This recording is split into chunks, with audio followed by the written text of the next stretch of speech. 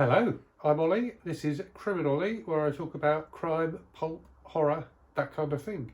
Today is a that kind of thing video, albeit mostly horror. So this is going to be my final book haul of 2021.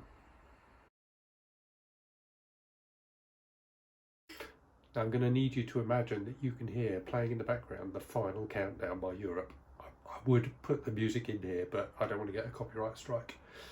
So yeah, this is the final book haul. So if you've been paying attention to the channel, you'll know that I am on a 100 book challenge. That challenge means that I need to read 100 books that I already own before I buy any more. I'm nearly finished the first book of the 100 book challenge. Now these 4 books, which all arrived yesterday, are all books I ordered through the post before starting that challenge. Before I go any further, I should also say that 2 of my very favourite YouTubers, or booktubers even, Juan at Plagued by Visions and Michael K. Vaughan, have both decided to take up the 100 book challenge as well. I will link to their videos in the description down there, but watch their videos too, which are very amusing and have fantastic thumbnails, which I'm very pleased with and entertained by. So anyway, this is my final book haul video of 2021, definitely, because what is it? It's middle of November. I reckon on a good month I read between 20 and 30 books. So I think I'm going to be probably reading my 100 books until sometime in March. So I don't think I'm definitely not going to be doing any more. Not going to be doing any more book haul videos this year. So anyway, these are the final 4. So first one, Swan Song by Robert R. McCammon. Now I read this, years and years ago when I was a teenager, and really enjoyed it. I remember preferring it to Stephen King's The Stand. It's a similarly post-apocalyptic novel with, I think if I remember rightly, kind of a bit of a religious strand to it as well, like The Stand has. It's an absolute whopper. So I'm definitely going to read it at some point. I may well, so Michael K. Vaughan is declaring 2022 the year of the mammoths, in that he's going to read a lot of thicker books. So I may save this for 2022, or I might try and read it before the end of the year. Next up then is Island by Richard Laymon. So this is another one I've read before. So I'm kind of rediscovering Richard Laymon at the moment. And I'm probably going to do a separate video on it, but I used to really like him when I was kind of in my teens and early 20s, and then went off him on the basis that a lot of his stuff is quite cheesy and often quite misogynistic as well. And that definitely turned me off him a bit. Now I'm coming back round again to the cheesy side. Definitely not coming round again to the misogynistic side. And Island is the book of his that I remember being, most woman-hating. So I'll be interested to read it again and see if I still feel that way about it. And I'm going to try and read this one before I do my kind of reappraisal video, so I can include it in that. Next up then is The Master by Guy and Smith, which has a pretty good cover, if nothing else.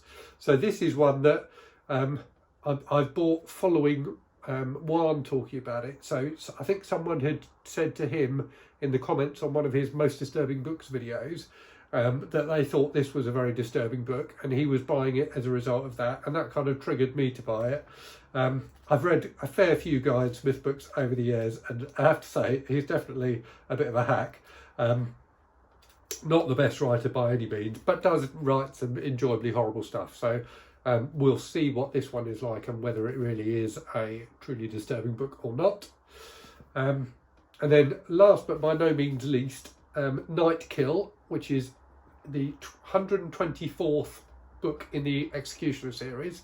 So I did a review a while ago of the first book in the series, and I am gradually reading through them. So I'm up to book 5 or 6 now, and I've got a run of them. I've got up to about kind of book 20, I think. And then I've got a big gap, and then I've got like 70 to 100 or something like that, and then a bit more of a gap with a few dotted through in between them. So given that I'm not going to buy any more books for a long time, I'm definitely not going to try and fill in those gaps. But this one I particularly wanted to read because it sounds amazing. So for those who don't know, Jesus, for those of you who don't know, so the executioner is a guy who takes on, you know, criminals and whatnot. You probably know the Punisher, the Marvel character. He's very similar to the Punisher, really. In fact, lots of people say the Punisher was inspired by the executioner. This book has him taking on Satanists.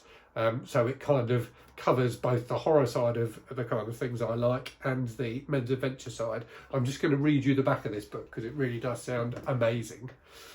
Suspicions about the existence of a nationwide satanic mafia which deals in drugs, pornography and contract killings are growing. The atrocities committed by psychopaths and serial killers are being linked to these devil worshippers, but so far no hard evidence exists to indict the cult. The executioner is asked to find some.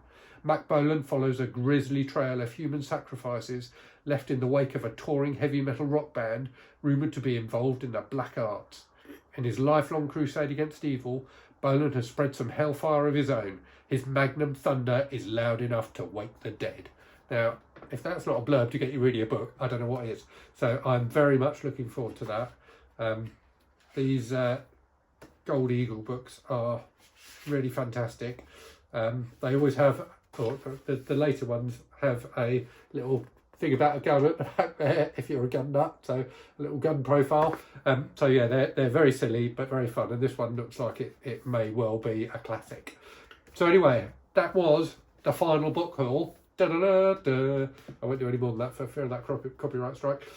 So yeah, looking forward to reading all of these. So yeah, these two I've read before, these two I haven't, but I think I'll probably get into all of these during my 100 book challenge. I have literally hundreds of books in boxes. Behind me, you can't really see probably, but behind me there's shelves that are stacked with books, many of which I haven't read. To my right here are 3 boxes, which all have books I haven't read in. Up there in the attic are, I think, 6 or 7 boxes, big boxes of unread books. And I've got about 1,000 unread books on my Kindle as well. So 100 books will do no more than put a dent in my unread TBR pile, but it will put a bit of a dent in it. So we'll see how I get on with the 100 book challenge.